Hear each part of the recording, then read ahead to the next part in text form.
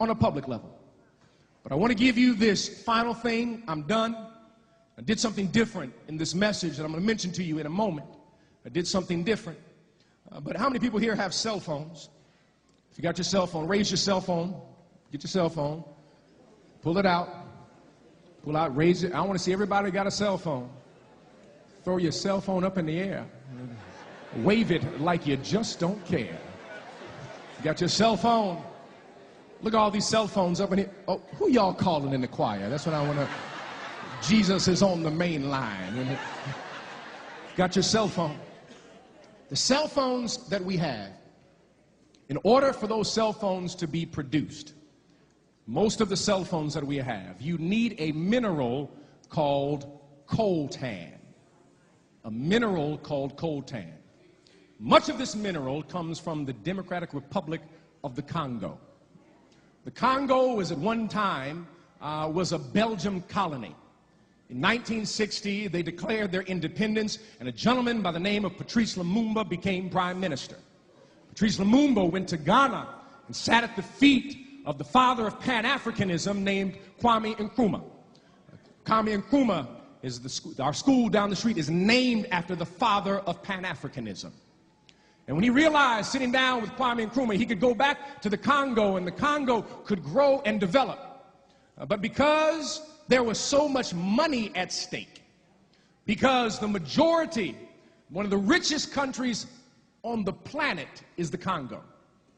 The Belgium and the U.S. government, it was Dwight Eisenhower, got with the National Security Office, and they said that this man needs to be eliminated, and they passed information to the rebel forces in the Congo, and they found Patrice Lumumba, and they assassinated him.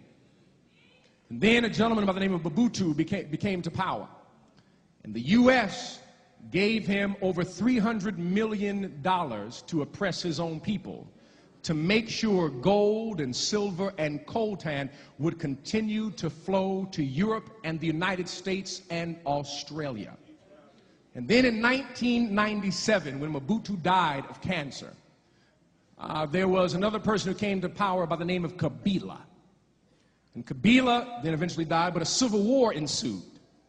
And in order to finance the civil war, because cell phones were exploding at that time, they would mine coltan. Doesn't seem like much, but in order to, this cell phone you have, the cell phone I have, it has coltan in it. In order to get that coltan, they would kidnap children to mine the coltan in the Congo.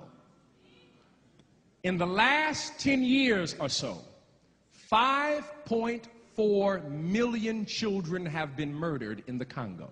5.4 million people, I'm sorry, have been murdered in the Congo. Almost 50% of them children. That every time you purchase your cell phone, you finance the oppression of a child, of a country. And there was a particular law that was attempting to be passed in the U.S. Congress that kept dying. It was called the Conflict-Free Coltan Law. So that no company in the United States could receive coltan from the Congo or any other area where children are being used, where it was being financing a civil war, where murder was going on, all of that. And this war that is going on, 5.4 million people. Let me explain it this way. In World War II, 400,000 people died. In the Civil War, 500,000 people. 5.4 million people. Larger than any other conflict, any other war since World War II. More people have died in the Congo than any other conflict in the last 40 years combined. But no one has heard a thing, because it's happening in Africa, in the Congo, and there's so much money at stake. Coltan. So this is what we are asking. I did this last week. We are simply asking that you would do three things. Number one, is that there is a letter that we passed out today that connects with this. That you would sign that letter so that it can go to Dick Durbin so that they can pass this law. The second thing is every Wednesday, every single Wednesday from 12 to 1 and 7 to 8, here's something that is a novel idea. Turn off your cell phone. I mean off, no, not on vibrate. Turn it off and put on your voicemail why you have turned it off. Why you have turned it off, to educate people about coltan. We're calling this Don't Be a Sellout campaign. C-E-L-L. Don't be a sellout, to finance the oppression of our own people. You're not going to see this on CNN. They will not broadcast it on MSNBC, ABC, CBS, NBC, and Lord knows Fox ain't going to say a word.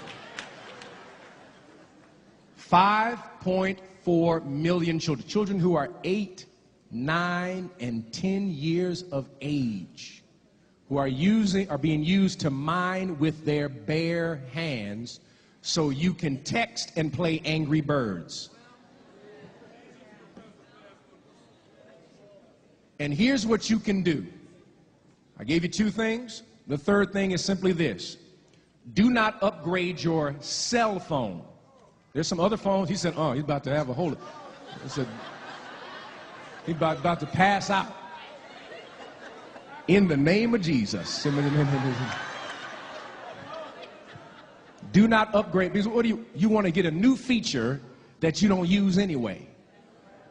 So you can just say you got the new phone. But remember now, every time you purchase, because they're used in new cell phones. I'm not talking about the landline phones you have at your house. The cell phones, you are promoting the death of children in the Congo. Just by buying a cell phone. The cell phone you have, can it make a call? Then that's what it's for, right? Amen. You got all this other stuff. You're trying to videotape. Get a video recorder if you want that. You buy that. But simply do not upgrade your cell phone so that we can begin to pressure companies to let them know that we cannot stand for this kind of activity. Choose life. Choose life. Don't be a quasi-liberationist. What's a quasi-liberationist? You want to hear somebody talk about liberation, but you don't want to live liberation. That means that you have to do some things, choose some things, shift your own shopping habits so that it fits in order for us to choose